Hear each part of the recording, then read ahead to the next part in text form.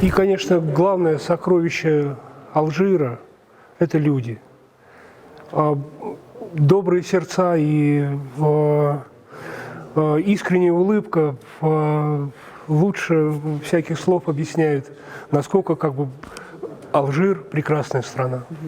والشيء الأكثر اللي عجبه في الجزائر هو مميزات الشعب الجزائري، يعني بترحيبه، بابتسامته، يعني كما احنا نقولوا الجمنات اللي يديروها للناس. Надеемся на новые встречи и большие культурные связи между Алжиром и Россией. يتمنى ان شاء الله يعاود يرجع дай Бог ان شاء الله القسنطينة، ويتمنى باش يكون فيه اكثر تبادل بين الجزائر وروسيا. مرحبا، أنا بشرى محفوظ، مغنية سورية جاية من موسكو. هي زيارتي الثانية أو الثالثة لقسنطينة. سعيدة كتير بزيارتي لقصر أحمد بي لأنه فيه تفاصيل كتير حلوة وكتير رائعة. المكان كتير كبير وتاريخي، يعني فيه تفاصيل كتير حلوة، وفيه تفاصيل كمان بتشبه بيوت الشامية، بيوت سوريا، البيوت الشامية القديمة. الغرف، الساحات، الحدائق الموجودة، مكان كتير حلو وكتير رائع. أنا سعيدة كتير إني قدرت إني إجي للمتحف لهون. وفي شيء تاني لازم أقوله، إنه أنا كتير مبسوطة إنه أنا بقسنطينة. بدي أتشكر كل الناس اللي استقبلونا بكل حب، ونحن هذا الشيء متعودين عليه.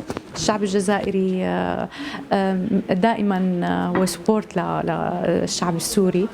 كتير مبسوطة وكتير بدي أقول شكرا لكل شخص بالجزائر، إن كان نحن بنعرفه أو ما بنعرفه، لأنه صراحة الحب اللي لقيناه بهذا المكان خطير خطير خطير. يقول شكرا مرة تانية، وإن شاء الله يا ربي هيك نرجع بنشوفكم بوقت تاني إن شاء الله. شكرا لكم.